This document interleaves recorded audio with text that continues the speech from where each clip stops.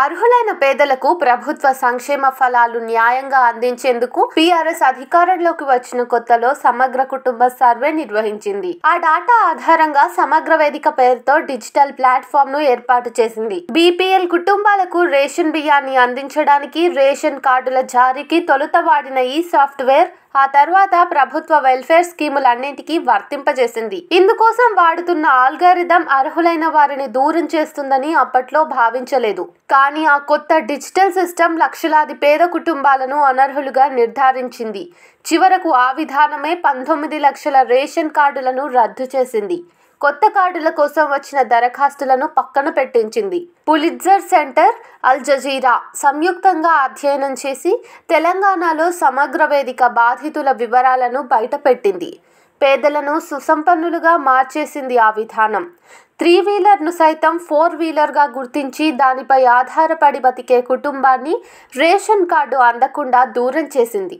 హైదరాబాద్ నగరంలోని ఓ మురికివాడలో 12 మంది పిల్లలతో నివసించే బిస్మిల్లా బి అనే మహిళకు రేషన్ కార్డును నిరాకరించడంతో అధికారులకు ఆమె చెప్పుకున్న ఆవేదన అరణ్యరోదనే అయింది. సాఫ్ట్వేర్ తొలుత ఫిల్టర్ చేసి అర్హమైనవిగా తేల్చిన దరఖాస్తులను మాత్రమే ఫిజికల్ వెరిఫికేషన్ కు ప్రామాణికంగా తీసుకోవాలని రాష్ట్ర ప్రభుత్వం తీసుకొచ్చిన సర్క్యులర్ ఆమె కుటుంబాన్ని రేషన్ కార్డుకు దూరం చేసింది.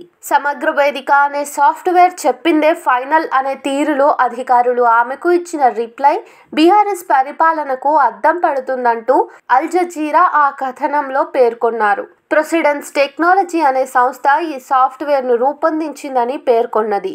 చివరకు ఆ బాధితురాలు ఒక స్వచ్ఛంద సంస్థ ద్వారా సుప్రీంకోర్టును పరోక్షంగా ఆశ్రయించారు. తెలంగాణ ఏర్పడిన తరువాత 2014 నుంచి 19 మధ్య కాలంలో కొత్తగా వచ్చిన 1.42 లక్షల దరఖాస్తులను నిరాకరించినట్లు తేలింది.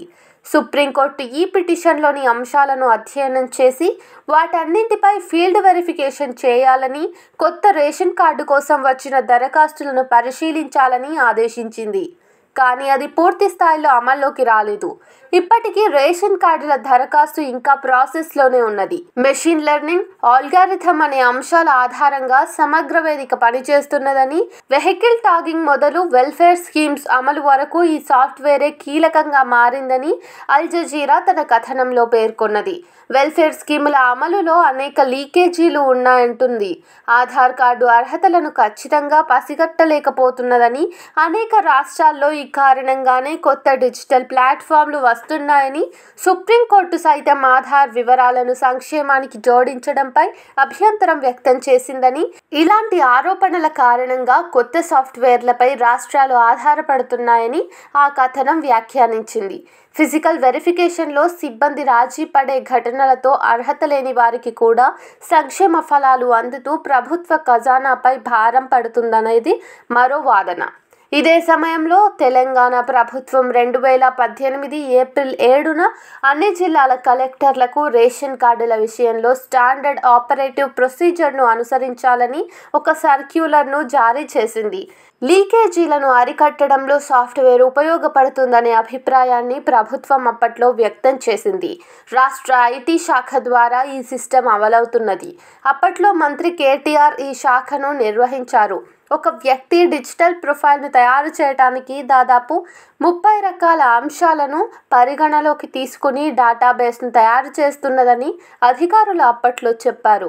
తొలుత ఈ విధానాన్ని నేరస్తుల డేటాబేస్ను తయారు చేయటానికనే ఉద్దేశం ఉన్నా తర్వాత అన్నింటికీ ప్రామాణికంగా మారిందనే విమర్శలు వచ్చాయి. పైలట్ బేసిస్గా 2018లో సమగ్ర వేదికను రేషన్ కార్డులకు కూడా వర్తింపజేయటంతో భారీ సంఖ్యలో డిలీట్ అయ్యాయి. సమగ్ర వేదిక ద్వారా ప్రజాధనం ఆదా అవుతుందని 2019 నుంచి 20 మధ్య బడ్జెట్ లెక్కల ప్రకారం సుమారు 10,000 కోట్ల మేర ప్రజాధనం సంక్షేమ పథకాల అమలు ద్వారా వృధాను అరికట్టవచ్చని ప్రభుత్వం సైతం పవర్ పాయింట్ ప్రెజెంటేషన్లో పేర్కొన్నది.